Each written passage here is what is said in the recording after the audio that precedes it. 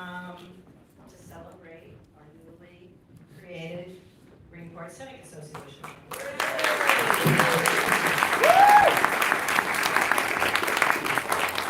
We are proud to be joining East End's vibrant civic community, becoming the 8th hamlet on the North Fork to be represented, joining Fisher's Island, Orient, East Marion, Southold, Cutchogue, New Suffolk, and Manitoba.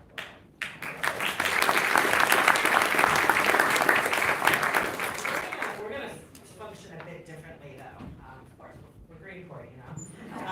And that's because the area defined as Greenport is rather unique.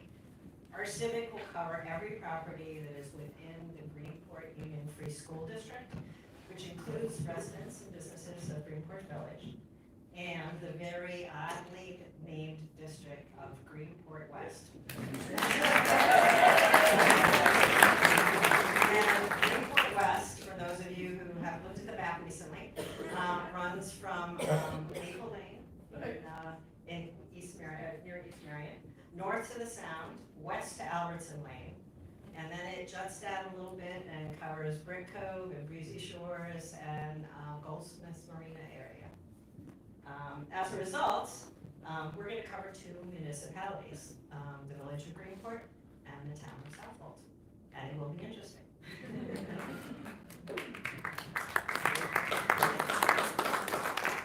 Before we get underway with our program, I'd like to introduce my 8 fellow board members. If you guys would all stand, please.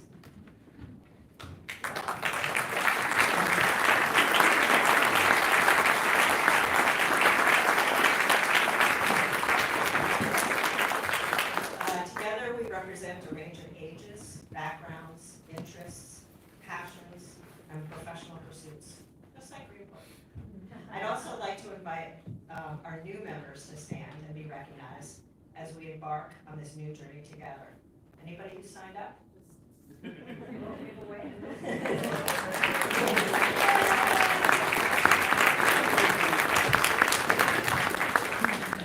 Our stated mission is to engage the Greenport community in our present and to advocate for its future. And today, we begin our collective effort to do that by hearing the visions that our local elected leaders have for the future of the North Fork, and by learning more about the current efforts underway to address the many serious challenges faced by our community. Sorry. So on to our program. First, a couple of ground rules.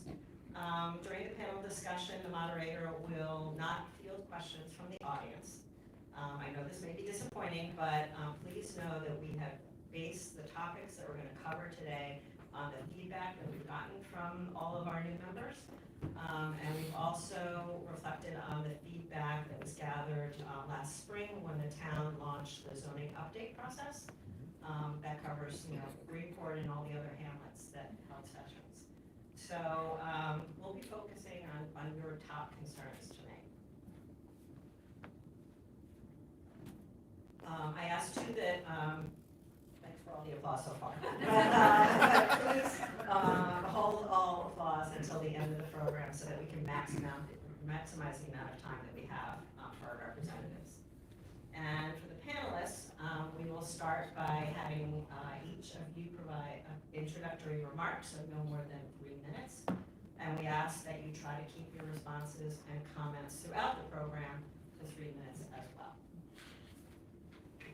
As you may have noticed, this is not Bob DeLuca.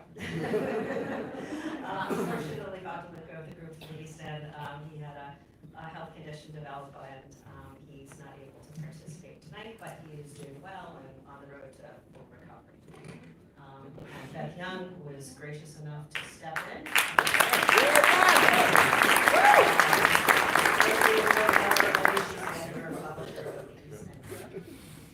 I also want to recognize a few of our elected officials that we have in the room tonight. Brian Neely and Greg Durowski, Tom Morgan,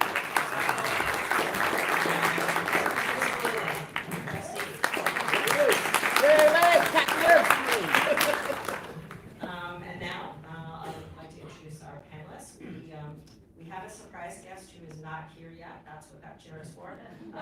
State Senator Anthony Palumbo is going to be joining us, but he's running about a half an hour late, so we'll jump in when he gets here. Assembly Member Tommy John Schiavoni, New York State Assemblyman. Legislator Catherine Stark. Southold Town Supervisor Al Krupski. And Greenport Mayor Kevin Stuessi. So Tommy John, I'm going to hand it over to you and get underway. Good morning, everybody, and thank you for coming here and being here. I appreciate a good dose of municipal conversation on a Sunday morning. So, hey, we're talking to the right person here. My name is Tommy John Schiavoni. I am a lifelong resident of the East End. I was born here, I was raised here. I'm actually from the village of North Haven. I was raised in Sag Harbor, so you probably know that. I ran for election. So that messaging came out. So I am the newest member on this panel as an elected official. I'm proud to be here, and I'm proud to be your representative. I've been in this role now for 6 weeks, and it's been a pretty interesting animal up in Albany as far as governance goes.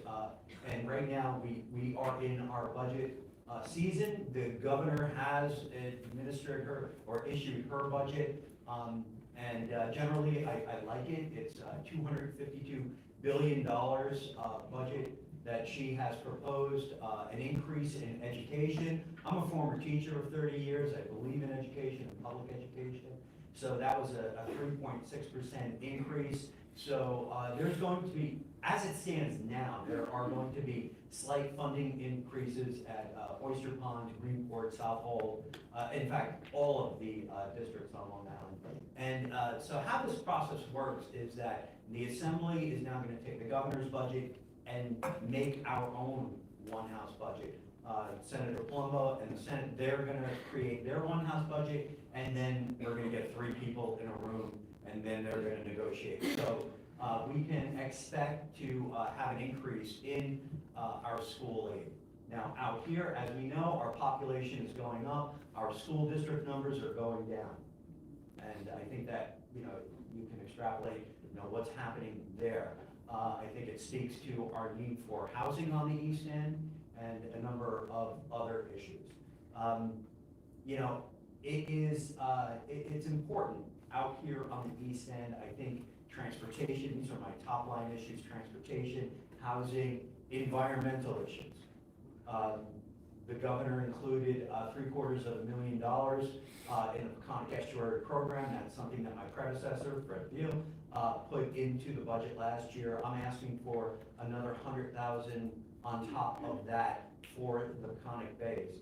So, those are some of my priorities. There's a lot to say, and I look forward to answering questions, and perhaps more important for someone like me, 6 weeks in from Sag Harbor, I'm interested to hear what my colleagues say and what your issues are up here on the North Fork. And I have to say, this year I learned a new term. Keep it down there.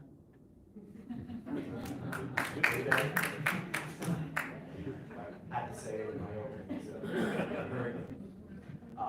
I'm not keeping time, so. I say my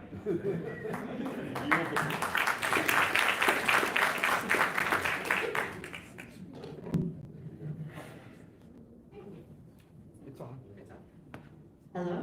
Hi, I'm Suffolk County Legislator Catherine Stark. I've just completed my first year in office. However, I've been working for the county for over 29 years. My last 10 years was Chief of Staff to Legislator Krupski. And as he moved on to Supervisor, I stepped into that role. So I have a lot of legacy. Legislator Krupski, before that, Legislator, now County Executive, Supervisor Ed Romaine. So we have had a lot of very strong leadership for the North Fork, and I continue to try and walk in those very big shoes. But continuing the good work that we did together while we worked on focusing on what the county can do to support our local towns and villages for a variety of purposes, for preservation of open space, farmland. We have a lot of farmland money. The former county executive, Steve Malone, put forth a bond. We had $5 million the first year, $15 million this year. We'll have another $5 million next year, specifically for farmland preservation. So we just look for the farmers to be ready, welcome to the door, and then we just help guide them through that process. I'm vice chair of the EPA, so I have the pleasure of being able to overlook the preservation process, the parks process. I'm also vice chair of public works. To me, those are two of the really important committees to be on. Public works, working on our infrastructure, which everyone knows needs a lot of work. And county exec has worked to beef up the public works as a whole. We were lacking in personnel. So he's on the right track along with county executive to improve the roads, improve transportation as a whole. They also oversee the Suffolk County bus. We've been trying some new ways of transforming that. Former legislator Bridget Fleming from the South Fork introduced the South Fork commuter, where they take the longer routes and introduce smaller buses so that we're not expending money for buses to go. The 92 is the only one that serves the entire East End. So they're breaking it up into smaller ones. It proved to be very successful in its first year, where you call the bus, you meet, and then you can get a loop in from North Haven into Southampton. So we're working on looking to expand that. We need to come out of, the routes go back to the 70s. So re-looking at the routes, we need to improve that so that we have better transportation as a whole. Sewers, the advancement of the innovative alternative, getting money from the state, hopefully from the federal government, to support those grants for people that want to put in alternative systems. And that process has been going along, starting to run out of money. We're looking for some of that environmental trust fund passed by the governor, passed down, and hopefully we can offset that. Along with some other changes, but we look to support local control. That to me is a big thing. The role for the county is to support the towns and villages. Not to tell them how to grow their town or where to put their affordable housing. But when they choose, we need to be there in a supportive role. It's very important for the towns, villages, to maintain that local control. Absolutely, So, absolutely. yeah.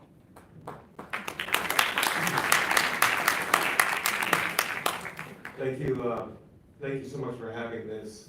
I want to thank the theater for hosting us. I know the mayor's going to introduce his board members who are here this morning. So thank you to the mayor and to his board members. And thank you for the Civic, because the Civics have been so active in town. And it's when you're any kind of elected official, and like Catherine said, she and I worked together for 11 years when I was county legislator. We worked on basically the issues that are outlined here. Because they're the ones that really affect our town and our region of the East End the most. Before that, I was on the Southold Town Board for 7 years. Then I was the Southold Town trustee for 20 years before that. A lot of that work that I've done makes me very fluent in a lot of these issues, but government is so complicated and it serves so many needs that there's a lot of things that I learn every day because I need to learn them, because it's a changing world, and there's so many things that government is functioning at. I just wanted to add on, we look at look at the people here, and you've got this collaboration of different levels of government, and that's really what you need. Because, yes, they all do certain things, and some are very clear and distinct, but there's so many things that we work together on. There's so many different ways that our levels of government have to collaborate on to better serve the constituency. And in those cases, it's you need to know who to contact to get a straight answer from. If we need to make some adjustment or change, how can that happen? So, and I just wanted to say one thing about the town itself, and I know you seem to have a big fan base here from Greenport West.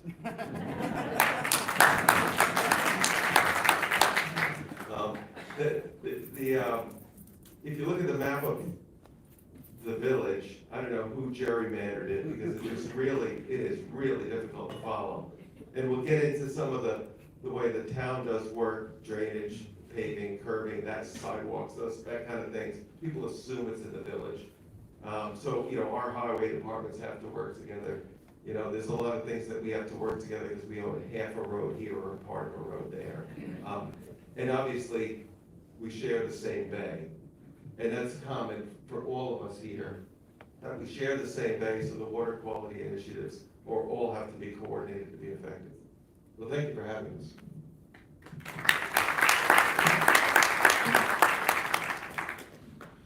Well, firstly, I just wanted to thank our new Greenport Civics group for putting this together. It's really fun. When I got into office a little less than 2 years ago, it became apparent pretty quickly that we didn't have a local civics group. And I talked to a lot of folks about it, and it was really wonderful when Carol decided to step up and join with a lot of other great folks from the community to put this together. Over the course of the last about year and a half now, I've been participating in the Town Zoning Update Committee, and one of the best things about that has been attending every single other Hamlet civics group. And there are so many wonderful ones out there with really dedicated people who care deeply for their communities. And it's been great to be a part of that. I know there's also a number of them here, as well as some fellow folks from the update committee too. And I, as the supervisor noted, wanted to thank the village board members who are here. I literally can't see anything at this point, but I know you're here. Elections are important, and it's about your right to vote. And I know there's one coming up in the town this fall, and the committees are reviewing candidates for it. This group here that I'm working with all work really hard to represent their constituents. And it's been a great pleasure to work with the supervisor and the county legislator over recent time, and really getting to know our new Assemblyman, Tommy John, who has become a good friend. And I recall the very first event we held in here was a Vision for Greenport meeting, and we had his predecessor, Assemblyman Field here, who's an amazing public servant, and he spoke to our community about things that are important to all of you. And so I encourage everybody to get out there and vote. The village election is coming up here in just a month from Tuesday. We've got a couple of candidates here as well, which is wonderful. There are 5 folks participating in the race. It's all about public participation. And also want to give a very quick special shout out to Candace Hall, our amazing village clerk, who's done a great job publicizing the election. All of the information is on the website. I understand at the recent New York Conference of Mayors up in Albany, the state lawyer for the NICOM group singled out Greenport for doing a great job in helping to publicize the election, because freedom of voting is something we all need to make sure we protect. One last thanks. There's somebody really special in this audience, and I have no idea where he is. Maybe he'll stand up for a second, because this guy really deserves a standing ovation. This theater, when I decided to run for office, was for sale between 2 hotels. It could have become a hotel. But this guy and our community stood up and said, we want to preserve it, and we wouldn't be here without Tony Stuessi and Moderator. Thank you, guys.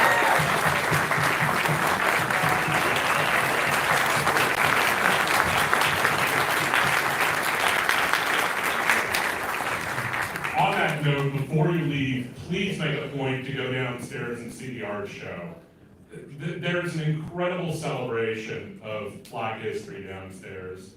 As I look across at the very first person to be elected in Southold town of Black origin, I mean, it's unbelievable. And the film that was shown yesterday, the community Soma, a lot of folks participated in it. We need to stand up for those that are underrepresented, and that's a big part of my job in the Village of Greenport. Thank you.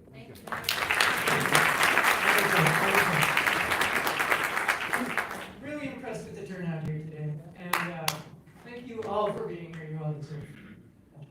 I live about 10 miles up the road now, but I was a small child living in Greenport. I went to elementary school here, and when people say that Greenport is the heart of the North Fork, that is absolutely 100% true. And I really hope that you all leave here inspired to do something to keep that heart beating and keep that heart strong. We're going to jump right into the questions. We're starting with some big picture questions, and I'm going to throw this one at Tommy John first because it's about his vision for the future of the North Fork. And I hope you remember to keep it down there. But seriously, what does the future of the North Fork look for you, and what keeps you up? What's the biggest issue that keeps you up at night? Thank you for the question. Before I answer that, I just want to recognize that Ann Welker is here as well. She's a legislator for the 2nd District out on the South. Committed public servant. So I know this was the question, my vision for the North Fork. My vision is what the local governments here on the North Fork want. I made sure that I became a member of the local governments committee in Albany. I'm from a district that has 10 incorporated villages, 26 fire districts, 4 towns, and a federally recognized nation. So it's pretty clear to me that home rule is important here, on the east end of Long Island. So I just want to preface my statements with that. I look to our local officials, to determine their future.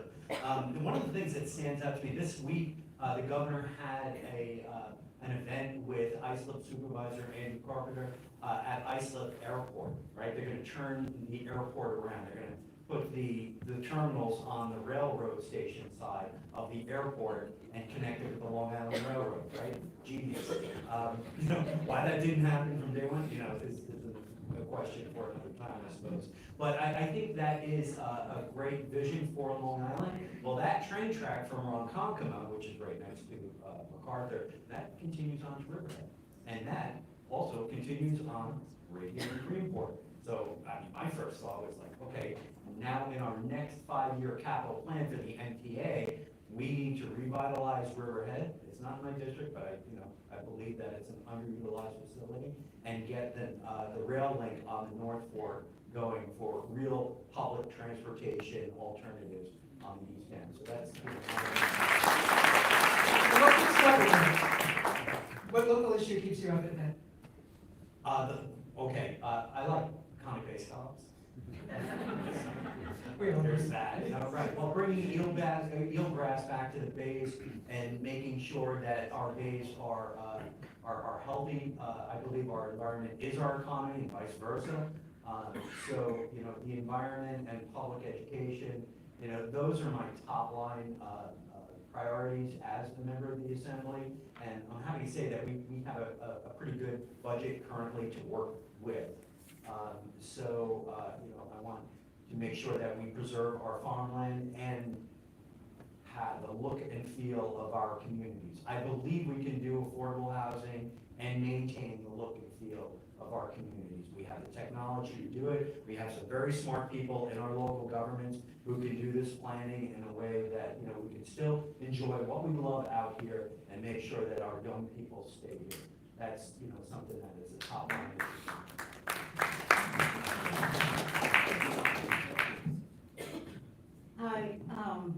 I think the biggest thing that keeps me up at night is, various other levels of government trying to overreach and take away some of the local control.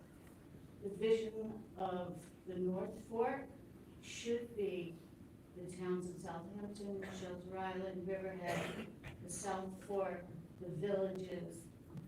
They should lead. And then ourselves as state officials, county officials, even the town officials, we're there to support them. So they come up with the vision, and then we come up with the money to support the affordable housing, to support the drainage, to support preservation, all of that I love to do. I came to love drainage.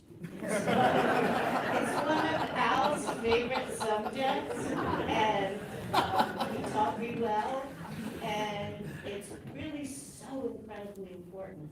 There's so many small things we do that in the overall picture is so very important.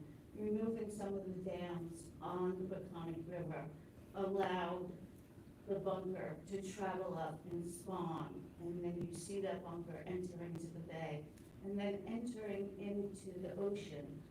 I never saw the spawning of whales and all these other fish that we now have. And I think it's directly correlated to that very small project that's not really sexy, that doesn't make a lot of, press releases. One thing Legislator Krupski said in the very beginning was, if government works efficiently, there's no reason for press conference. And that is what we should be doing. We should be doing the work of the people. It's sometimes not sexy.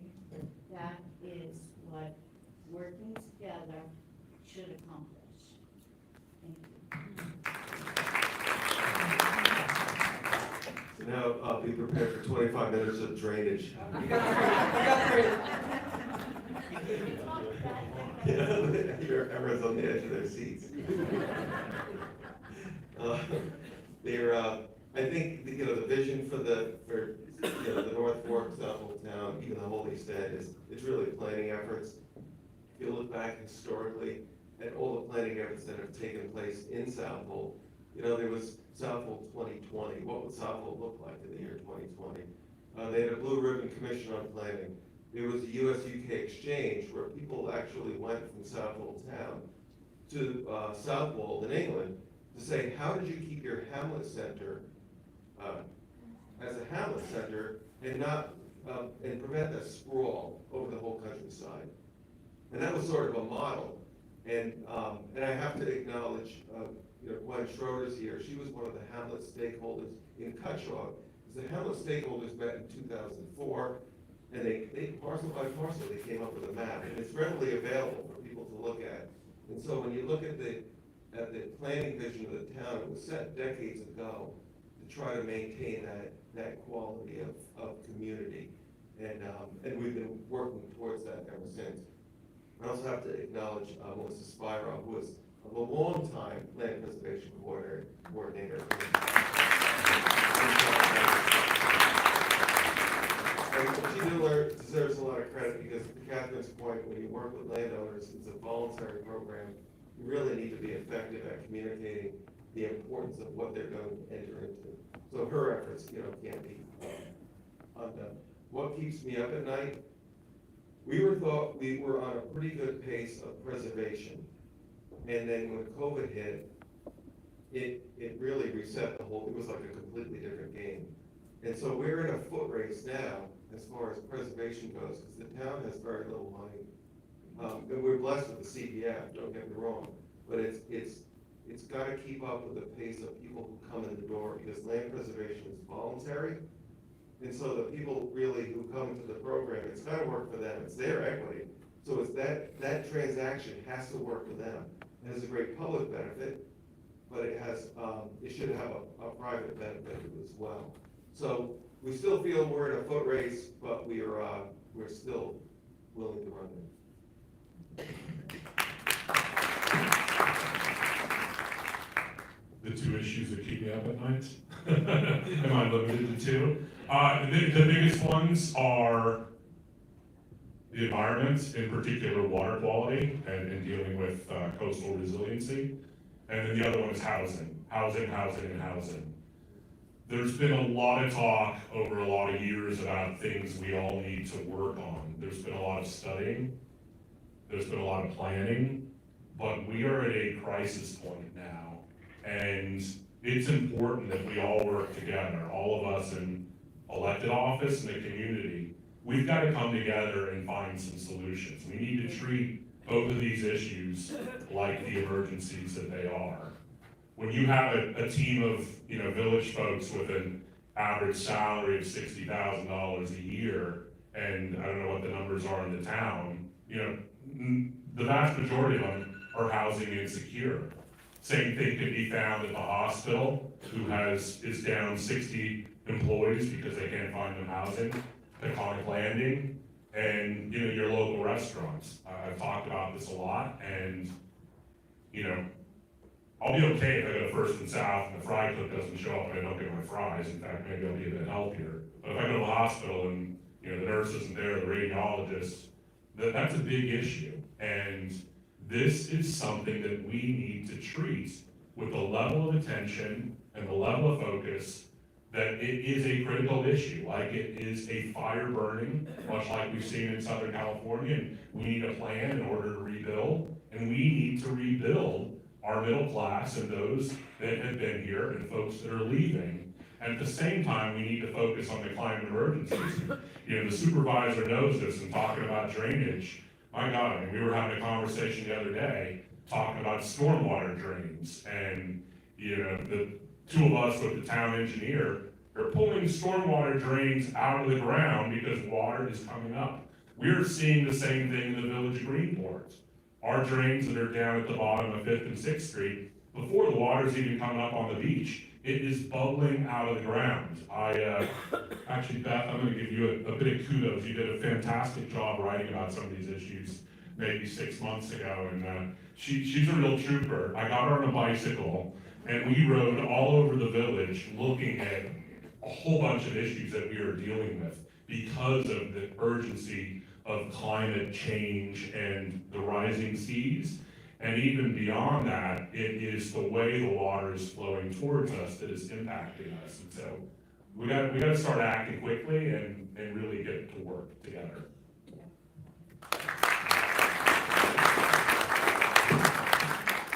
So for the next question, I'd like to sort of make it a little bit more conversational, and it ties right in with some of what Kevin was just saying. So I'm going to start with Al, and then anyone who wants to jump in will just have a conversation. The North Fork, like much of the country, is facing the hollowing out of the middle class, with an economy now built on wealthy homeowners and the workers who serve their needs. What is your vision for the future of the middle class families here? How do we encourage our children to stay here and find fulfilling work? And what can you do in your role to help rebuild the middle class? So the town committed to vote to commit 0.5% of the transfer tax to housing. It has been a very successful way of funding something that the town does.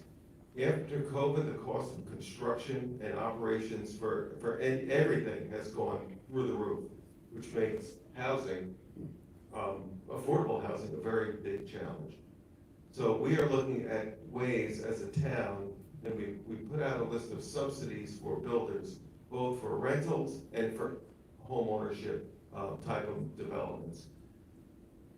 Just having said that, we know that the developer he's in business, we want him to stay in business, he's gotta make money.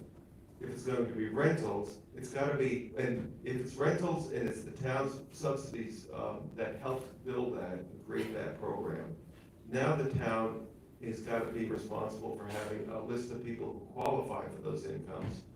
we've got to figure out what income level are you looking at? Is it someone who, what level they work at Peconic Landing or at the hospital, that sort of thing? So we've got to try to figure out what rents can be, because we're the ones who approve the rents, what rents are appropriate, and then the landlord needs to make enough money because he needs to keep the building from falling into disrepair, so the people who live there have a quality of life that they deserve. If it's a model like the cottages in Mattatuck, where it's a home ownership, then we have to have that, the land available for that sort of thing. And again, we have to figure out what income level of people who are going to live there, because you have to qualify for a mortgage. But obviously, if you make too much, you shouldn't qualify, because it's supposed to be for working class people. So the conversation that's been going around is, when the town spends money to subsidize housing, it should have a public benefit. You know, and we look at the volunteer fire departments, you know, how do we get more people to volunteer for that? You look at all the groups in town who live here who contribute, historical societies, civics, chambers, all the people who volunteer in town. You know, you look at that, to your point, Beth, you said hollowing out of the community, because you need people to live here full time, to have the people who want to be part of that community. So those are the things. We have some money, we're trying to spend it on housing, both rental and both ownership models. It's gonna be a challenge to create enough, and we're certainly not gonna be able to create enough to house everybody. It's just very difficult. We wanna have it managed properly. I wanna let Kevin jump in here and just, the community housing fund, would you like to say something? Okay. Well, I just want to add to what the supervisor was saying. On the state level, in this particular budget, we're talking about the budget because incredibly important on the state level. The governor has put in an extra $100 million in infrastructure for localities. You know, I'm a big fan of mixed use, right, on our main street. Let's get apartments above stores, you know, get people on the street. It's good for business, it's good for many things. And one of the drawbacks, one of the restricting factors is the infrastructure that is needed to increase I'm gonna say, the density in that area. That seems to be a bad word, at least in my upbringing in town government, you know, unhappy with density. But if we are going to do this in a way that's clever, that's unique, that, you know, we're gonna need money for infrastructure to, at the very least, go through the Suffolk County Health Department. Well, Sag Harbor is very much like a little city. It is. And Greenport is as well. And one thing I wanted to see if you and if Alan and Kevin could just talk about the interplay between the role of the town and the village in the community housing fund, and how you would like to see that work. Maybe Kevin, you can start. There's been a lot of effort put into the community housing fund, and you know, this was voted for overwhelmingly by everybody on the North Fork, and that money has been going into the fund. There was a great group of folks who put together a lot of information, and it's now coming to a point where we need to start spending this now.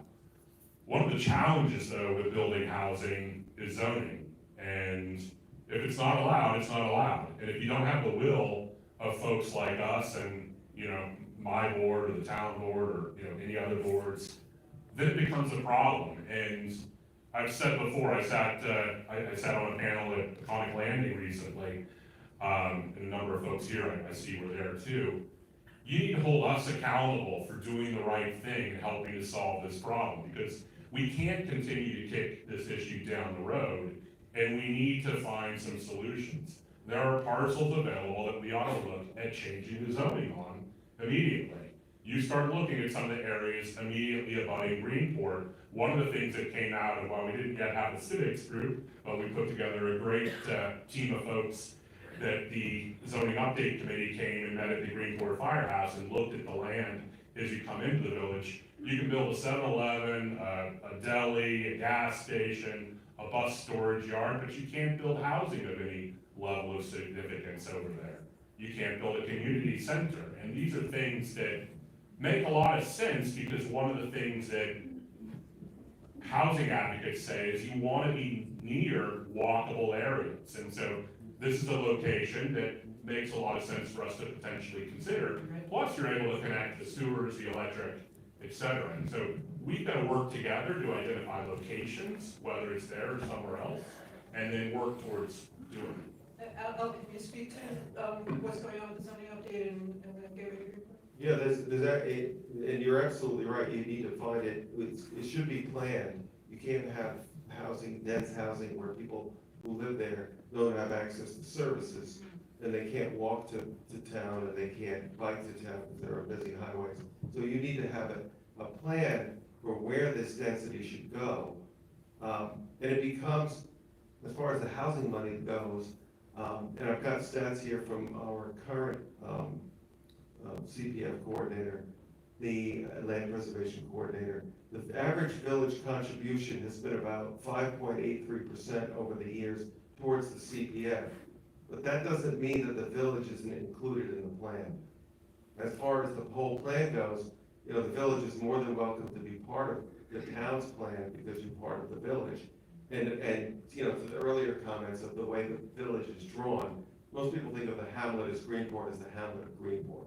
So any kind of project that would come and meet the community needs, and we always said, you know, we need a butcher and a baker and a candlestick maker here. You need the people who you need here to work here and to serve the community. Those boundaries aren't gonna mean anything if there's a meaningful project that's in the village. So zone changes are one option to get the density somewhere, but you also have to have a builder that's gonna work with the town, who's maybe work with the state on some of that money. Certainly, I'm gonna give this to Catherine to talk about wastewater treatment, because that's another big complicating factor. And then we need long-term management projects on these things. There were a couple of projects built in Southold back in the 90s. They were nice subdivisions, they were built properly, and they were affordable for maybe 5 years, then they sold at market rate. So those houses are now $1 million. We don't wanna go back to that model. We're trying to learn, and if we've got to spend public money, we wanna do it for the public benefit. I'd really like to bring Catherine and talk about the county's role, especially. Yeah, with so, our affordable housing project, where we often will come in, and working with the developer, it used to be, a full-on grant for the land. We have since changed that, that's now a loan, where the developer has to pay that back. But working with Al for 10 years, when we started the changes to Article 6, to allow for the innovative alternative, one of the very smart things that Al was able to sneak in there, and they didn't notice until afterwards, is that this didn't mean an increase in density. And I'll use Love Lane as an example.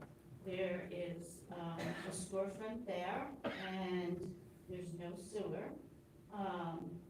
We figured out a larger, and setbacks are a big thing, a larger innovative alternative septic, so they would have retail on the bottom and apartments on the top. That's a good example, rather than having these massive buildings like unfortunately we've gotten in Riverhead, and a little out of character, but it's there now, we're dealing with it. And as far as Greenport's concerned, that's up to them, whether they want a large apartment building or just go to the storefronts. Another very important thing that we put in the change to Article 6 was that there has to be, when we designate that 10, 20% for affordable housing, that needs to be in perpetuity. So like Al said, that after that 10 years or 20 years, it doesn't go to market rate, and then suddenly you're able to sell this at $10 million or go up to market rate. That percentage of this affordable housing needs to stay affordable in perpetuity. Not very well liked by those developers, but it's so incredibly important. Because 10 years, even 20 years, goes by like that. And then what are we left with? So the perpetuity, and then also, we work together to put in, when you have those, the one on the North Road, it often comes with particular issues that they need to have, one apartment set aside for an on-site manager.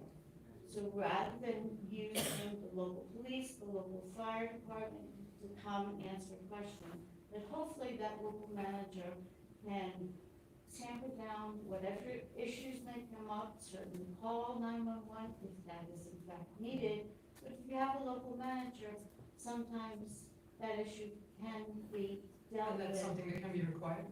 Yes, Okay. and we have started to require when, it's over a certain amount of apartments. And, we have one in Riverhead that has been a problem, we've worked on that, and that seems to be working. But the perpetuity, which we worked very hard, not a popular one, but, it's. Not popular with the developers. Well, I'm sorry? Not popular with the No, developers. not with the developers, but, you know, once it's there and it starts to become the normal thing, then they're used to it now. So then they have to factor it in going forward now. They Right. have to factor that into their bottom line. I'll, Can I jump in real quick? One of the things I wanted to recognize that the Assemblyman mentioned is the support from the state. And last year, or just over that, the governor had passed legislation that if you become a pro-housing community, you become eligible for nearly $750 million of funding specifically driven for those communities. Because she wants the communities to use local control, but also work on solving the problem. The Assemblyman, when he was on the Southampton Town Board, got into a bit of a tussle, and he did a great job. I got the town board also to agree to pass the pro-housing community. And I had the pleasure of being with a number of folks at the opening of a housing community that just was built along with our county executive, Mr. Romaine, in East Hampton. 50 beautiful apartments, park space. Met a mother and her young child who were moving into a brand new apartment. Their rent was $1,600 a month. You know what the rent is for a studio in Greenport right now? $3,000 a month on average. And you're lucky if you can find one for less than that. I've got somebody in the village who works for us, for all of us, our community, not me, that is in an apartment that is rented to them, that's at slightly less than that, but the apartment just sold. And, do the math on a mortgage for something, it's gonna be unaffordable. I'm hopeful maybe the new owner might decide to rent it for less than what the mortgage is, but this is something we've gotta focus on. And so, some of these things, I think the governor's doing good work to try and solve it. To the Assemblyman's point too. In addition, in the budget, there is $10 million towards planning that we'll be able to take advantage of. And I participated in some work with the governor's office on helping to put this together, because that planning, as the supervisor and legislator both mentioned, is important. But one of the challenges we have is that land preservation, which is so important to us, and believe me, coming home last night at 12:30 at night after going to see my daughter and her boyfriend in the city for dinner in this mess of weather, I appreciate all that farmland so much. But that preservation of farmland has only driven up the price of property out here and exacerbated the problem. Al, do you know off the top of your head how many people are on Southold's affordable housing registry? I think there were 400 to 600, but that's another thing, so that's another responsibility the town has to do. We have to have the infrastructure in place to make sure that list is available, and then at what levels are people going to be able to afford to be part of any specific program? To the mayor's point, you reminded me, the East End Supervisor sat down with the governor. It was a very small meeting last year, because we wanted to make sure that, to Tommy John's point, we were really serious about local control. On the other hand, everyone's got the same housing problem. No one's gonna say, oh, this isn't a problem. This is a severe problem for our community.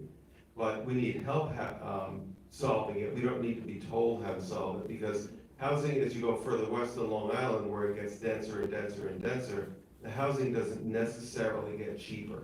So there's no cheap rent anywhere, there's no cheap houses anywhere in Long Island. It's just an expensive world that we live in. So in order to have a subsidized housing plan, we want to make sure it's done properly. And we have been working with local businesses. And I mentioned the infrastructure, because we're really focused on it right now. If we're gonna subsidize something, we want it to be successful. But we're working with a lot of local businesses who are saying, look, if you subsidize some housing for us, we will make sure we do the oversight because it's in their interest, because they need the employees. And so that's a compelling argument there, because the town doesn't have to invest in that sort of oversight. The businesses will automatically, because they have to house their people. I'd like to chime in on that. Yeah, actually, that might, I did want to mention, on the South Fork, there have been several successful. We're gonna get back to drainage, right?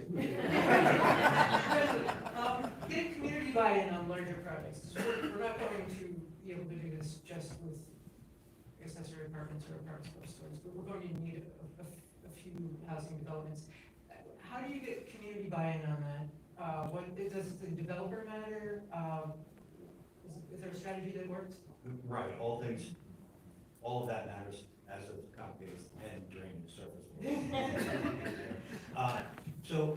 the town of Southampton, what we did, and I say we because I was a former councilman there, we were trying a number of initiatives in the town of Southampton. We created a sewer district in the hamlet of Riverside. We have $46 million in place to create a sewer district, which is part and parcel to the redevelopment of the area and mitigating nitrogen into the conic bays, right? So we did the infrastructure for it, and this was the request of the community. Not without its contentions or brawls, but the town of Southampton is currently being sued by the town of Riverhead over that. They came to our meetings and said, we didn't know about this. I'll say it publicly, they seem to have been the only one who didn't know about this. I'm sticking with it. So that's something that needs to happen, and that's the planners, right? The people who, in the towns and the village, to plan out the infrastructure in the location so that to go along with the zoning. There's a lot of moving parts here, but we need to do everything. Accessory apartments, we need to save the apartments that we currently have in the town of Southampton. And I say this because it's probably my point of reference. It is my point of reference very often. We purchased the development rights off of a 6-unit apartment in the village of Sag Harbor, and that is going to remain 6 units. We didn't have to go to the zoning board and the planning board, and we didn't have public, it's going to be the same as it was for the past 100 years when they rented rooms out to sailors. So historically, it's staying the same. So that is a tool in the toolbox. We do have home ownership in the town, where we have what's called a buyer benefit program. You own, if it's a house through the town program, you own the house, you paint it, you pay the taxes. You can sell it, but you can only sell it based on the increase from the consumer price index. You make a little bit of money on it, and it gets sold to someone in the system. And, the larger developments, look, we had a 50-unit development initiative in Southampton across from Burger King. It was voted down by the board. I voted yes, so there you go. I would like to implore the community to come out and support these initiatives. And I know the town now is looking towards some smaller, more regionalized, and including the smaller initiatives as one project. That's what we did in Sandy Hollow along with Spion Commons. They grouped them together, and that's how they got the money from the state government. So the state, they look at 25 units in Southampton Town or East Hampton Town as opposed to 150 units west, and they're looking to get people in housing. So the competitiveness of those grants are going to come into play with the smaller. It's difficult. I just wanted to jump in on the Riverside Sewer District. Planning sewer districts takes a very, very long time. I worked for Legislator Schneiderman back from 2006 for 7 years. In 2008, I initiated the sewer study for that whole area. And here we are in 2025, they picked a location they're talking about. They still have to have a referendum, one, they've drawn the map and plan, so everyone that is inside that proposed sewer district has to vote to agree to become part of that sewer district. That was a vote of the town board, and it was set to, it could have been voted on for public referendum had a petition been submitted in a timely manner, but it was not. Well, this is So- important, so- but it's. Right, so it takes a very long time. It's not to say that we're stopping, but sometimes when people will talk about shovel ready, not so shovel ready, but we're getting to that point. Al, what do you see the scale on the North Fork of larger complexes? What do you think there's public appetite to support is? What can you do? Well, I think the public's driving a lot of this conversation. And again, it goes back to who we were trying to house in a safe manner, in the right location where they can reach services. As far as scale goes, we're in the middle of the zoning update. And we're looking at housing in a lot of different areas where we didn't look at housing before because of the business need. Because if there's all the small businesses here could house an employee or two, you think about the stress and the pressure it would take off the existing housing. And one thing that hasn't been mentioned here yet is the effect that the short-term rentals have had on the year-round rental market. So we, the town board, are working on that short-term rental legislation because that's a use that was never authorized. It was never a legal use. And so we're looking to somehow, a task force, we developed a task force last year. We're trying to get something in place that would be enforceable. There were a lot of year-round rentals here years ago, and now there's a lot of short-term rentals. So that serves a completely different population. Absolutely, and Kevin, are the village and the town working together to coordinate on this? Yeah, we've definitely been meeting on that issue and taking a look at it together. Senator Palumbo, welcome. Good to have you.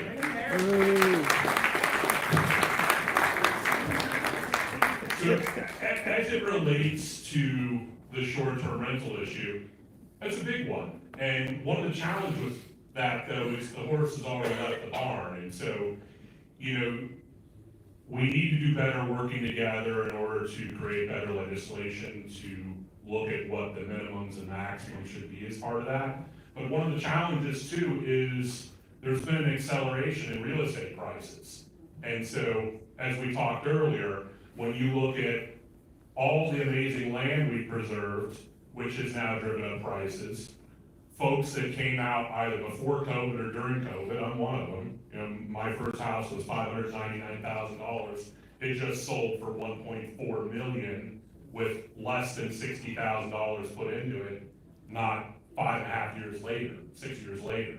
And the average house selling for $1 million now, do the math on that. What's the cost of the mortgage? You're probably looking at about $6,000, $6,500 a month. Another easily $500 a month in carrying costs or utilities, et cetera. So that's $7,000 a month. Is that owner going to be willing to rent it for less than what their mortgage and carrying costs are? Probably not. Which speaks to why we need to really work to build some affordable housing. The good news, Legislator Stark, is Village of Greenport has a sewer system. As many of you know, we got a lot of problems with our sewer system. We've done a study on it, and I've met with the county executive, I've met with the supervisor too, and we're going to be putting a plan together here very quickly to get some additional funding for the sewer system, which has many parts and components that are 100 years old now, including the lines that go underneath Front Street. Once we get this done, we're going to be able to connect additional places. Some of those might be the entrance to Greenport, where it might make sense to work together and look to build a YMCA with a swimming pool, and we can teach kids how to swim. You know how many kids out here don't know how to swim, let alone adults who moved here from other places? It's a gigantic number. This is something I worked on in Idaho, where I raised my daughters, and we made it a requirement as part of the school system that everybody in the 3rd grade had to learn how to swim. partner YMCA that all of us could use, that's gonna be like the great equalizer. People with money, people in middle class, people who are struggling to make it go, swim together, work on the gym equipment together, that'd be amazing. Put some affordable apartments next to it, connect the village sewer, connect the village electric. You got something that could be pretty magical. Let's get to the table together and take a look at this and see what we can do, because the sewering is one of the most expensive parts of building affordable housing. The complex that was built by Georgia Green in East Hampton spent somewhere close to $4 million on that sewer system, which had to be done there. You look at something similar out here, you're gonna be spending that. You connect to the village of Greenport sewer, not only you're not gonna be spending that, you're gonna see sewer revenues come into the village, which will help lower everybody's taxes within the village because we're connecting the sewer there.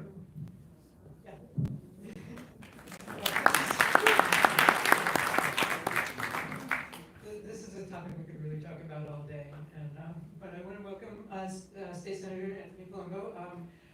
We're going to be switching topics soon, but just introduce yourself and maybe weigh in on the housing issue. Sure. Thank you. It's nice to see you all. Sorry I was a little bit late, just catching up. Got in about 2 a.m. I think Friday morning from like trip began on Sunday. We're in the throes of the budget, but it's great to see you all. And regarding that, this is really kind of a budding issue. I think that we've now got the housing fund that Assemblyman Schiavoni's predecessor Fred Thiel and I carried, implemented in 4 out of the 5 eastern towns. I think that can be very helpful, obviously, to have some sort of a revenue source, but the pool is an amazing idea. We've had, and you remember there was one proposed in Mattuck several years ago, town-wide, and that didn't make it all the way to the finish line, but I think that's something like that, Mayor, would be terrific, just for, even for our students. I have 2 kids that are college age, but, they both can swim and swim well, but they didn't, they would be interested in something like a swim team, where we're talking about upstate, we're talking about, I don't know if this was addressed at all, but there was a big to-do about regionalization last year where there was a possible mandatory aspect to it, but we already do those things. We share services. My kids went to Southold High School, where they have, they were on teams and they wore the Greenport colors. They didn't go to Greenport High School, because we share services to provide more for the community. So something like even a pool, possible swim team, all these other ideas are just incredible to enhance the community, but we can move on if you like. I don't want to repeat anything. It's all about collaboration, and I'm glad we're all here representing all these different levels. I'm going to throw a hard question at you. Oh, I never get those in this business, please. What does coastal resilience mean to you? What is your level of government doing about it? Does it look like shoreline hardening and protecting businesses? Do we need to curb construction along the coastlines or consider a retreat? And who's going to pay for all of this?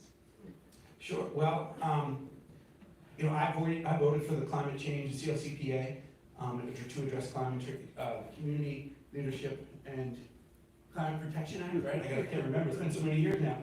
But I've been on the Environmental Conservation Committee. For those of you who don't know, I represented this area for 7 years in the state assembly.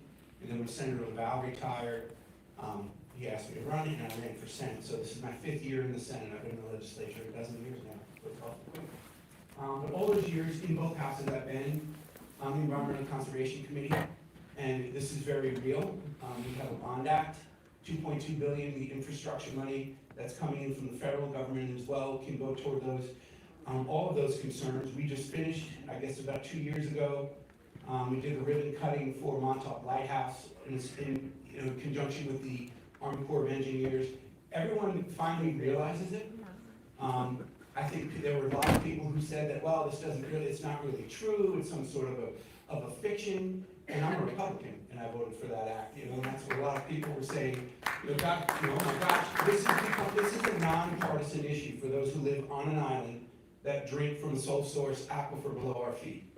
So we're doing right, and we need to continue to do more, because this coastal hardening, and it's so many layers, it's sewers, it's runoff, it's nitrogen more on the east end. You've got PFAS and all these other chemicals in our drinking water. About a year or so ago, we had to hook up. We did it in conjunction with Chuck Schumer, with Steve Malone, with the legislature, With the Assembly, with the Senate, we got a bunch of money to hook up 62 homes in Maryville. I did have that part of the district before we redistricted out and went all the way to Stony Brook, but this is something that everyone agrees needs to be addressed. It will continue to be addressed. That wasn't a hard question at all. That's a gimme. I think we all agree. We're all on that page. Thank goodness, finally. So we'll continue to fund these projects because they're absolutely necessary. I feel like this might be a hard question for Kevin, because you got your boots in the water every day.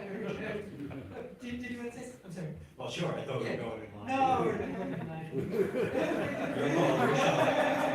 But look, I'll just add to what the senator said, fully agree. I'm born and raised out here. The only thing that climatologists got incorrect about climate change here on the East End and the warming of the waters was the degree to which it's happening. It's happening much faster than even they had predicted. So we're seeing this firsthand.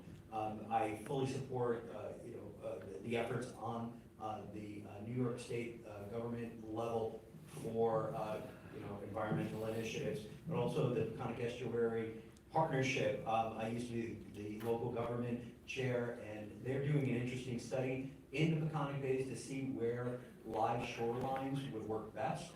There's a lot of variables involved as far as installing living shorelines. I believe that is our future. We have to figure this thing out. Bulkheads have negative effects on our coastlines, and it takes away habitat, all kinds of things. So it's something that we are aware of on the state level, and we are putting money in. And I just want the local government leaders to know that they have partners on the state level, because this is going to be significant amounts of money. And this is not going to be cheap, and we need, state level funding, federal level funding to really address coastal resiliency on the East End. Kevin, how much do you think the village is going to need? It's a gigantic issue for us, and you look at the challenges we face along the water, it's massive. One of the things that I think, to your question about what should or should not be built immediately abutting the water, is we went through a zoning change in our commercial and waterfront district. And, I want to thank everybody in the community that participated, our code committee, our village board. In 6 months, we passed new code for the downtown commercial and waterfront district, and we eliminated hotels from the waterfront district. There should not be another hotel built along the waterfront, because we can't afford to support it, let alone look at dealing with the climate issues related to it. And that intensification immediately abutting the water. Okay, Catherine, I want to bring in, Sure. right in the county. So, Particular. I am. trying to think. We can both talk about it, I'm sure. Well, we're on the same page. We don't believe in shoreline hardening. We would like to see more of the living shorelines, bringing back our wetlands that naturally absorb that storm surge. I believe, like you said, John, that the bulkheading has done nothing but deplete our beaches. So the county is looking to support more of that, including the drainage. So we have the proper drainage. And the county executive, about a month ago at Bergen Point, which dumps all of the sewage from the western end out into the ocean. And so I think it was Gwen that taught me, dilution is not the solution. So we would like to see more of the effluent treated to a higher level and then injected back into our aquifer to replenish it. As far as sea level rise, and we see it all the time with sunny day flooding. We see it with the ferry who had to spend a lot of money raising its landings.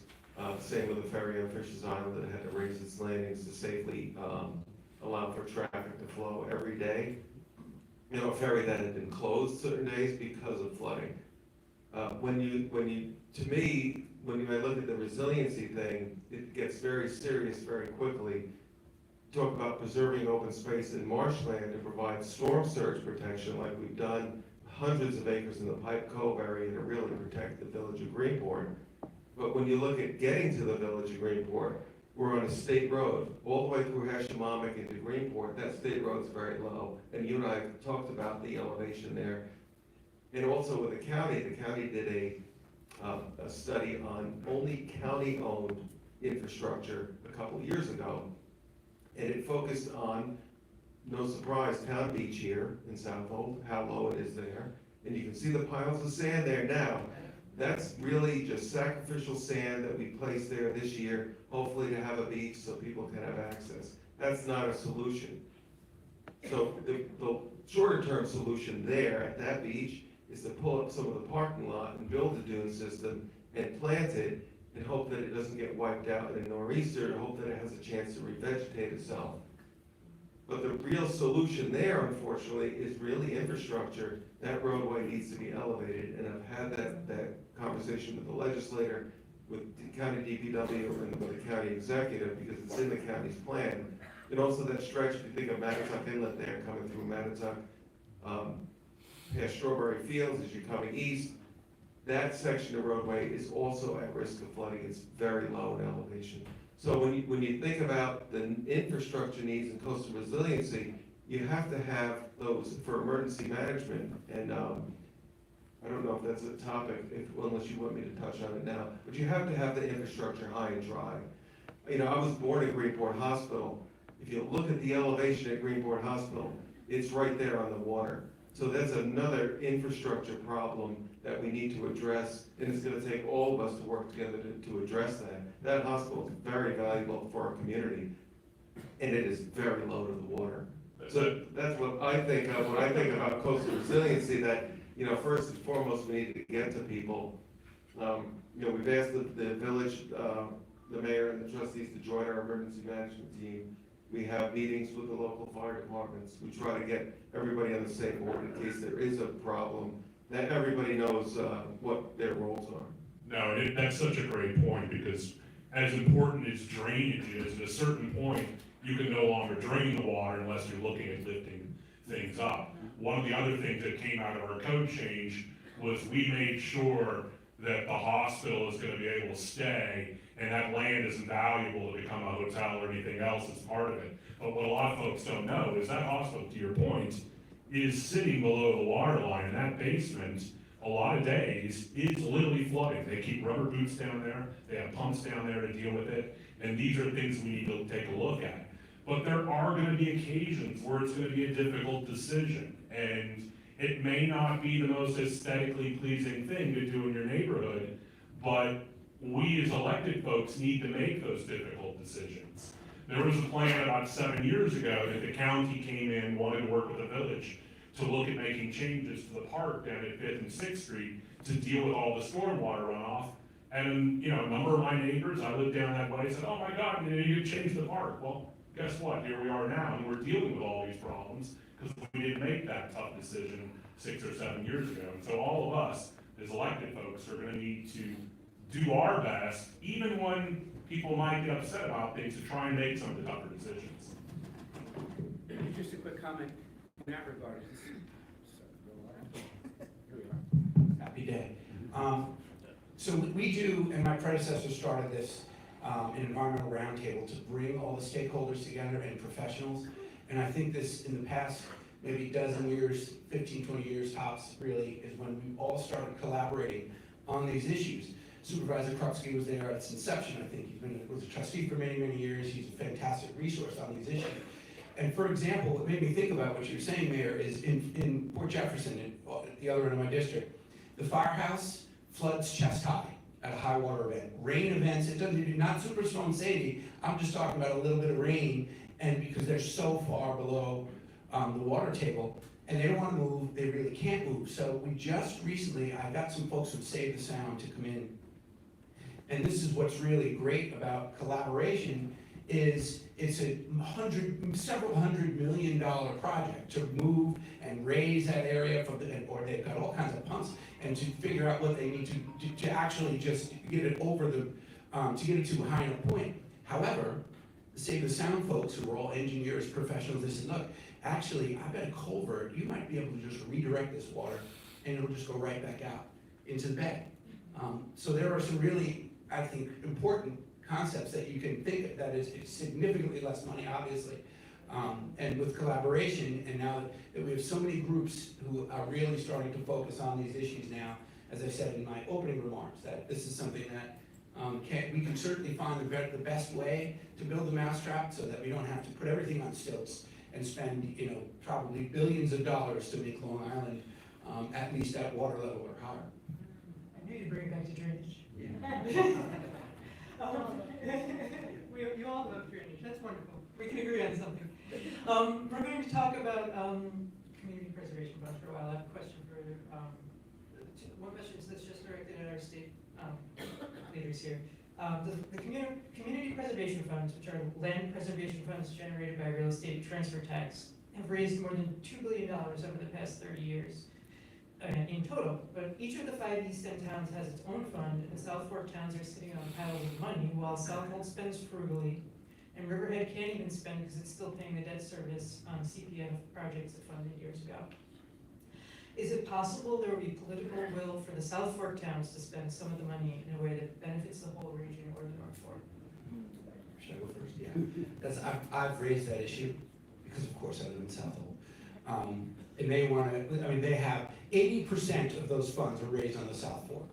We have beautiful homes here that sell for a few million dollars, but they have homes, as we all know, that literally sell single-family residences for $80 million. So they have huge amounts of money into the fund. We've tweaked it several times since I've been in the legislature. We just did it again recently. And we actually, as part of the the housing fund that Assemblyman Deal and I carried, we raised the thresholds, and that's why Riverhead is the only one of the 5 eastern towns that didn't implement the housing fund for affordable housing because they're still paying down their debt.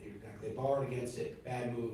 The revenues weren't there for a few years, and then now they're still sucking wind. We've had to legislatively make some tweaks so that we could ultimately extend that out. But the bottom line is, I think that's something that needs to be considered as far as a regional plan. We have, and I know the supervisor can probably know off the top of his head, something like 6,000 acres that still needs to be preserved in Southold town alone. They're out of land to preserve on the South Fork, and now you can use up to 20% of it for water quality projects, which is great. We just tweaked it this year again so that you can carry that money over because some of these sewer projects, as mentioned, are huge. So they're very expensive, so they used to have to put that fund back into the coffers and then take out another 10 to 20%. So now they're allowed to basically build up a fund so they can finally, over a course of years, generate the money to implement some sort of a maybe sewer project or water quality project. So the bottom line is, I think I'm more of a less government is more kind of guy. I don't know if we can necessarily direct them to do that because these funds, and there were many other pushes from particularly on the South Fork for different uses of the money.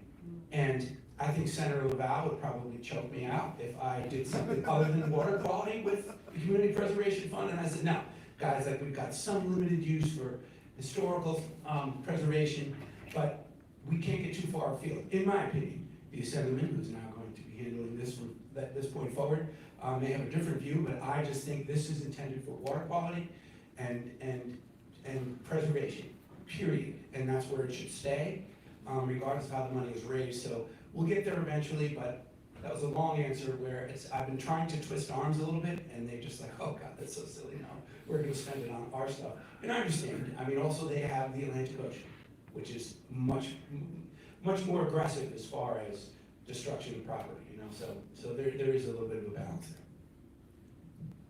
We do have the Atlantic Ocean, and 2 years ago, the Fire Island to Montauk Beach Renourishment Plan was instituted. It's a plan that was, I believe it was introduced when I was born.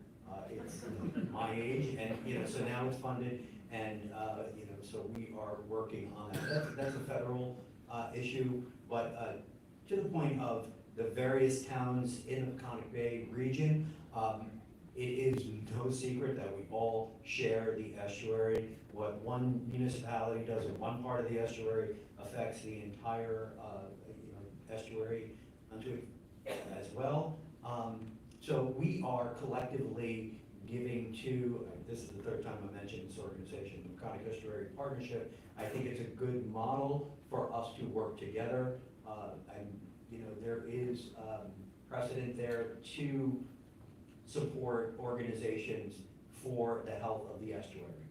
You know, there's 5 towns around the estuary, and I believe that if it helps the estuary, it's going to help, you know, our economy and our lives as a whole. So, you know, there is a way, you know, to justify it, but legally, as far as sharing funds between towns, that is something that the authors of the law were quite concerned about. There is a dichotomy between the North and South Forks. Unfortunately, I'll say in the town of Southampton, again, that's where I'm from, we subdivided the town in the 90s, the aughts, and, you know, and the teens. And so now we have a lot of properties that are changing hands, and the Community Preservation Fund is getting significant revenue from that. There's 2 ways of looking at that. We've lost a lot of farmland because of that subdivision process, and, you know, now we're realizing funds, you know, which is fantastic. I would have liked to have preserved the land at that time, but that didn't happen. I think I was teaching in Center Merchants at the time. You know, so, you know, there's 2 ways to look at that. But just to give you an idea of the magnitude of the price of the properties there, one of the last pieces of property that I was a part of to purchase was a 54-acre piece of land, farmland in Bridgehampton. Good dirt, Bridgehampton loan. The farmers wanted to farm it. It cost the town $30 million. The neighbors ponied up another $18 million. So, you know, that's the kind of eye-tearingly large numbers that we're looking at there. I tell my constituents it's a one-time purchase. It will always be a farmland, you know, and so we mentioned perpetuity earlier. You know, it's hard to put a number on that. But we are going forward with the changes in the law that was created last year with our regional advisory board, as well as a council office to give interpretations on the law and you know, for each one of the towns. Those are advisory in nature. We have our first meeting on March 7th. Both authors of the bill are no longer in office, right? Ken Laval and Fred Deal, you know, have gone off to much-deserved retirements. So we want to design this thing in a way that it's going to move into the future. And this point is an important point, and it's something that the advisory board will be taking on. In speaking to the changes that were adopted last year, the 10% of the funds are going to be used in disadvantaged communities going forward. How does that work for Southold Town and Greenport Village, which is the only state-designated disadvantaged community on the North Fork? Certainly a very confusing part of that change, certainly an erosion of local control, when the state can now designate a certain percentage or just really a random percentage to a certain community. And also a little troubling when you consider one of the areas, one of the parts of making a community by the state's designation disadvantaged is that they're close to active farmland. It's the way it was written, I thought it was written very poorly. We are going to try to have to work through it. It is erosion of local control because you should have 5 towns that collect the money, that spend them, then make their own decisions on spending the money. And after 20+ years of the program, all 5 East End towns have developed really different methods of using that money. And I will go back to drainage because there's a lot of work that we do in Greenport West. There's a lot of work that we do throughout the whole town. And we do it because, one, it affects the surface water quality because we don't have beach closures, because the water's good in the bay, people can grow shellfish and sell shellfish in certified waters. And 2, because it recharges the aquifer. And we just had Fred Stum from the USGS come and speak to the Water Committee this past week about our aquifer and the work that the USGS is doing to map it, so we have a better idea of the impacts that we're having on it.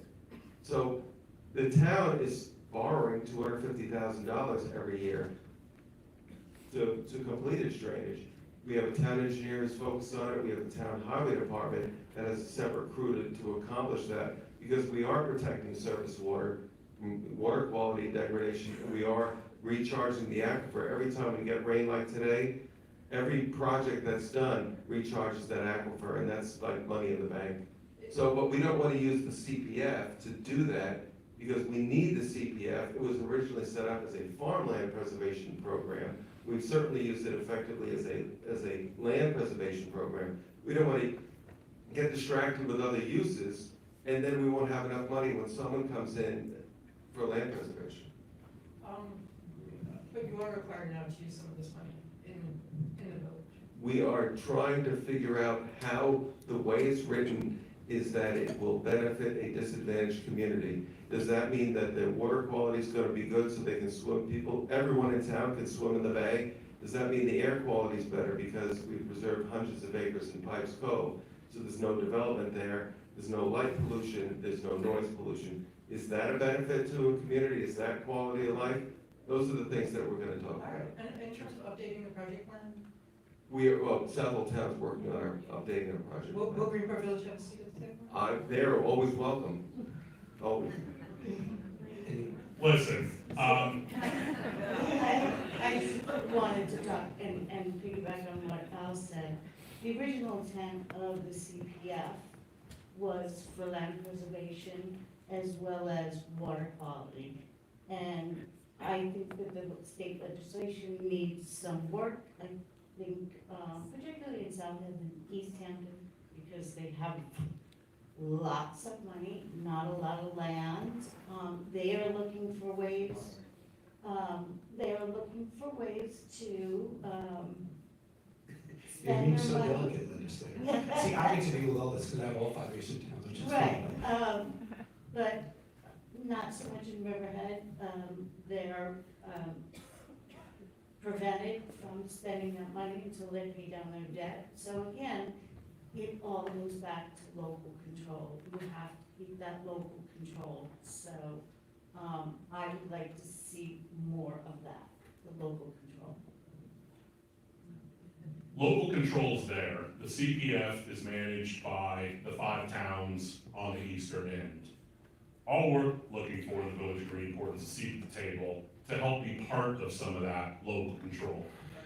As it relates to whether the North Fork should get some funds from the South Fork, I think we're a ways away from having that conversation, and I know from, the 9 other mayors, which are all on the South Fork, by the way, I'm the only mayor on the North Fork.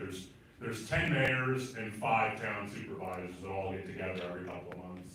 Our state representatives join as well. Our legislators, Ann Welker, who's here, who's been a great advocate for a lot of things. Sometimes conversations are difficult, and mom and dad aren't always going to agree. Dad might think the curfew ought to be 11 p.m., and I might think the kids need to come home at 10 p.m. But that shouldn't make anybody here uncomfortable, because we got to solve for these things together. And when Assemblyman Field was here just about a year and a half ago and spoke to our community, he very much wanted to represent the village of Greenport together with everybody else. And we were relatively new to his territory, and now, of course, that's in Tommy John's area. I really want to thank Senator Palumbo and Senator Field, or Assemblyman Field, for working hard, because there was a lot of effort that went into looking at what should be changed in the CPF funding. When I came into office, there was a meeting with all of the outgoing mayors and outgoing town supervisors, the county legislature, and then all the folks that were new and coming into office. All of the town supervisors changed on the entire eastern end. The state, through the senator and through the assemblyman, spent a lot of time working on new legislation that ultimately passed through the state, in both the state assembly and both the state senate, bipartisan, which is something we're not really talking about here. I'm the only one on the state who's elected, who doesn't run under a party. Everybody else is Republican or Democrat. And it'd be a nicer world if we didn't have those R's and D's next to us and we were just thinking about issues, because, I'm somebody that's looking for more policing in the village of Greenport, a Republican thing, but I also care about the environment, a democratic thing. The Democratic Party shouldn't own the environment, nor should the Republicans own policing. But this law passed, and every single other town supervisor and village mayor wrote the governor and said, we believe in this, and this is important to get it going. And so, is it perfect? Probably not. You know, the supervisor brings some things up that we should all be taking a look at. But the fact of the matter is, the new law states that 10% of the funding that's raised within Southold town should go to the hamlet of Greenport, which I think is important. We've been paying into it for 26 years now. As it relates to the issues, pardon me? Okay. Water quality is a huge issue for us. And, you know, as the senator said, this is a massive issue. You take a look, and we were talking just the other day in the Easton Mayors and Supervisors meeting, Legislator Welker went to this meeting down in Calverton, looking at the problems we have with the water getting polluted from the old Navy site. Those chemicals are now in the Peconic River. That's an issue. We got farmland in Orient where a lot of the water there is undrinkable because of the chemicals that are there. We really need to think about the water, and that is an issue that Greenport is going to need to be focused on in a very big way, as will all of us, in trying to get rid of some of the old septic, you know, do better work with connecting the sewers. And you look at the funding that has been spent on the South Fork for these items on water quality, and it's something I very much want to work with the supervisor and our town board on. The last time the town plan was updated was in 2016, and if you read the plan, it says we anticipate new legislation later this fall passing that will require the implementation and development of a water quality plan, and that's something we all need to get done for our region, because that 20% of the funding is important to take a look at. As it relates to the pricing, the numbers on the South Fork are sky high. I think the latest parcel there sold for just about $2 million an acre. It's a beautiful old farm. That same size property here would be a couple $100,000 an acre. You know, there's one on the North Road that's available right now. So it's a very different thing. They're buying Mercedes and we're buying something at a different level. But we gotta work together to implement the water quality plan, which was passed by a massive mandate across the entire Eastern End in 2016. Thank you, Mr. Mayor. What's great about this, and I think what we should all be happy about, really, is the advocacy from these folks for each of your respective communities that you represent. Because I'm at the 35,000 foot level where all 5 eastern towns have different needs. And so, Mayor, I very much appreciate what you said. I think the best part was when you were complimenting me for my work. So I think you that really well. But you know, there are a lot of dynamics at play. And as I said, I completely favor local control. And Supervisor Krupski, I've had 4, this is my 5th session in the Senate. We're just getting going now. In January, they start. But of the 4 sessions that I've been in the really cranking out legislation, I've had passed 57 bills. I think 2 or 3 of them were with respect to changes to the CPM, because the dynamics are changing. I think we're up to $2.5 billion since its inception. We've extended it out now to 2050. So, and I've not only lived in this town, I've known Supervisor Krupski for a very long time, so he does express his concerns, and of course we'll listen. This is something that needs to be, a one-size-fits-all type of a program. That advisory board, I think, will go toward, and that's what I was going to nudge the Assemblyman, but he said it before I could think of it. Of course, we just implemented in the newest piece that was just signed by the governor, the advisory board. And so we can now have kind of a regional plan that can maybe put together some collaborative projects that can be funded maybe a little bit more by other towns than each respective. No, and that's a really Conference good point, can is taking a look at some of these things regionally. And, there was a recent session on the South Fork through Express Sessions, the newspapers there, on housing. And one of the things that was talked about, and I brought up, is we need to look at some of these things more regionally. When you look at water quality, it's going to affect all of us, whether it's Southampton, East Hampton, or the town of Southold, and all of our businesses. Absolutely, that's why we have people, that's why we have so many regional people here today. I think the Civic Association really recognized that these are issues that we need every level of government to address. If I could chime in on that? Okay, but one part that we really need to get to is what the public can do, before we close, because we do need to get out. Just real quickly, as far as the advisory board, that's gonna be coupled with towns through intermunicipal agreements, hiring attorneys to give opinions on how the towns use their water quality money and CPF monies. It's not, it is advisory. And so these opinions will exist, and we're looking to the future on this, because these seats change and people in these seats change. We need this program to move into the future properly. And a lot of the questions that were brought up here today are going to be addressed in that body, and that's how I see it moving forward. And that's true. We do have 10 villages, and they each have their own ways of doing it. And we all have a lot of engaged citizens, and I want to have them leave here today feeling like they're empowered to do something. So the big question that we really want to wrap up with is, what do you think the most productive way for the public to interact with government and work together and achieve some of these goals is? Stuessi. Yeah, there was one thing that I did want to bring up that the legislature is embarking on, and that is saving our working waterfront. So much like we have open space and farmland, it started with Ann Walker on the South Fork. When Gospel sold, there was a property there, the ice house, long story. Losing that would have made some of the fisheries go to either Connecticut or Rhode Island to unpack their fish. So we realized there is a need. So we're currently working through that.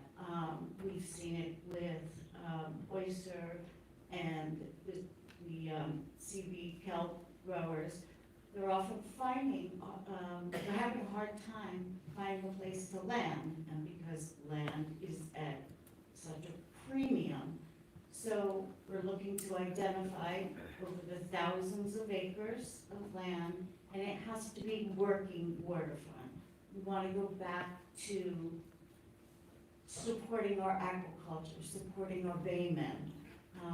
So that's in the works, and again, local control, but this is something that we can do to help shape the North Fork as well as the South Fork. And what can members of the public do to support your work if they can? What can members of the public do to support your work if they can? Oh, Join me on a bus and we're all going to the county legislature to testify.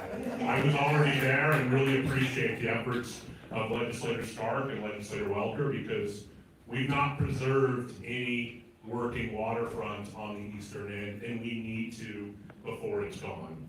right, and when it was brought up, one of the biggest concerns was not tapping into the farmland program and the open space program. So in identifying over the 1,000 of acres, and we don't want to preserve pleasure marinas, we actually want to preserve fisheries and working waterfronts. So it may get to the point where we identifying those properties and then take a bond out. So to go after, have to have a willing seller, but to preserve some properties so we can advance agriculture in a safe and manageable way for all the communities.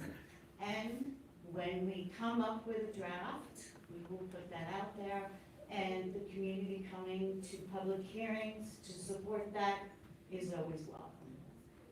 I'm going to throw this to our civics teacher over here.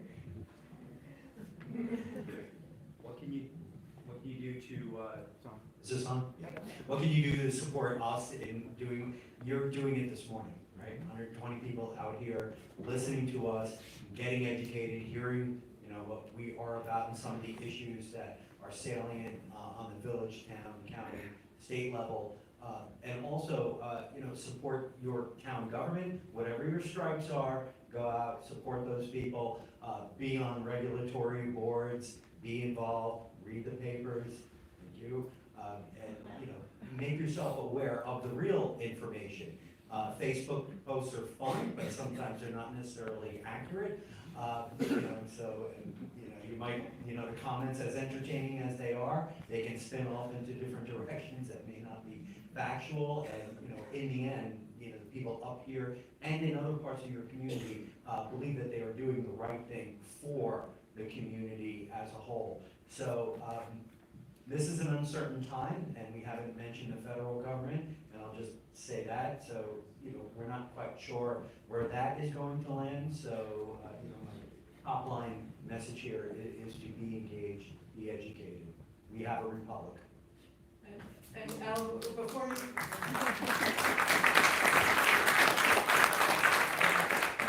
Can you bring up the zoning update? That's what I was Yes. writing down there so I wouldn't forget it. So what can the community do to be engaged? And I'm looking at a couple people here, Carol from the CAC and Carolyn from the Water Committee, and there's probably other people here who I can't see because of the lighting, who are volunteering on town committees, giving their own time, to make our town better. And I think, and having their voices heard very effectively through that process. So that's one of the ways. Obviously, I'll put in a plug, Carol, join the Civic. And it's very helpful. It's very helpful when the civics also work together, because most of these issues cut across all civics, from Fishers Island all the way to Laurel. So that's critically important. The town board did embark on a zoning update over a year and a half ago, hired a consultant to help coordinate all the information so that we have across all the zoning categories, all the definitions are clear and they're consistent. And also there's going to be recommendations for different uses in the zones. So there's 19 different zones. Some of the uses have been there for a long time, are very outdated. An example is this spring, we did make a small change outside of the zoning update. Somebody wanted to do a dog daycare. We said that's very reasonable, the code is silent on that, we should change that to allow for that opportunity. Then they can go through site plan to see if it's appropriate or not there, but at least they can. And then our planning director, Heather Lanza, said, there's silent on daycare. And so we added daycare to that, also to that zoning category. So it's things like that we need the comments from the public on how to make the zoning more usable. Because if you own a piece of property and trying to run a business, or you'd like to, or have a change in the community for the better to allow for more opportunity, you should be part of that zoning update process. So thank you. And there's gonna be a lot of outreach coming up on that very soon. And I agree with all the comments, and that's absolutely the most important thing is engagement with us. I put in bills all the time because of constituent calls. And Legislator Stark mentioned the kelp bill. That was my bill. That was a letter from someone saying, we can't even farm kelp, and there's an industry for it. It tastes delicious. It's good for you. You can do it over the winter, and it's really fairly simple. I said, that's crazy. That gave me the idea. I think Steve Engelbrecht picked it up in the other house. It was churning along, and at the time, the chairman of Environmental Conservation, Todd Kaminsky, called me up and said, hey, I want to do kelp. You mind if I take it? I'll put you on. We'll do it as co-prime. I said, of course, Chairman. It's got to come out of your committee first. And we did it. And that's something where we don't know all of these on-the-ground issues. You folks do. So engagement, it sounds almost corny to say that. Well, call your legislator and let them know. But call your legislator and let them know, or your mayor, or your supervisor. Because once we understand the nuance of these things, that's pretty simple. And oftentimes, government, I know, probably the most dangerous words. I'm from the government, and I'm here to help. But often we can, with just a small tweak on something it's not controversial, it just makes common sense that we employ. So, thanks for having us. And just to add to that, just briefly, before the mayor can speak, just to add to that briefly, the worst thing you can hear as a public official is you pass something and people say, I never knew anything about that. So really, we need people to help us by paying attention and give us input and to make it a really public, community process. So that's very good. And you're competing with Captain America. So. Yeah, and my gosh, everybody has said so much today. I just want to thank everybody again for being here. It's so important to come out. It's so important to talk to us, have the conversations live, talk about the issues. I welcome everybody here to join the village with the town on March 20th. We are doing a joint town and village meeting to talk about some of these issues and how to move some things forward together. I understand, and I'll let Carol speak in a moment, there's going to be a forum in Greenport for the elected candidates as well.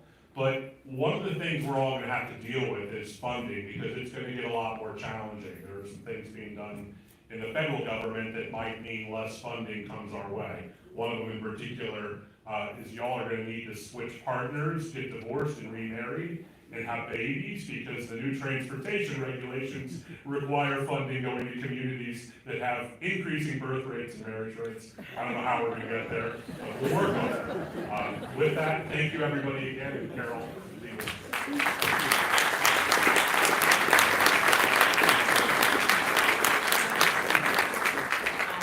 Wow, this is really amazing. I feel like this is something that needs to become an annual event perhaps, if not more often.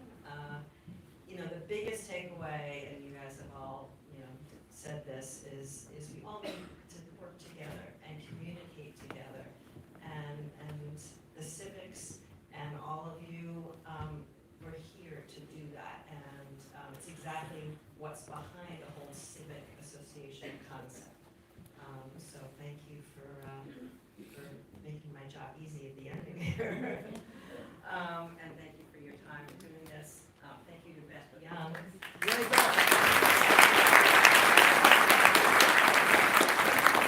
And to the North Fork Art Center for hosting us in this Greenport. As Kevin mentioned, we're going to be hosting our next gathering is going to be the Meet the Candidates Forum for the 5 candidates that are running for the 2 village trustee seats. The event is going to take place on Thursday, March 6th from 5:30 to 7, and we hope to be holding it in the auditorium of the school. But stay tuned for more details. Check our website, greenportcivic.org. We'll also be sending out an email update once we have that. And we have lots of plans in the hopper for the future, more gatherings and activities, but here comes the pitch. We need your help, we need your ideas, and we need your input. The Greenport Civic Association is all about engaging with everybody, finding common ground, and then advocating for creative solutions to address the many challenges that we talked about today. Please join us as a member. Go to the website to sign up. It's really easy, greenportcivic.org, or you can sign up in the lobby on your way out. There's some folks down there that can help you with that. And with that, let's all head downstairs. The theater folks need to clear this place out for Captain America at 1:30. Go see the art show downstairs, Schiavoni.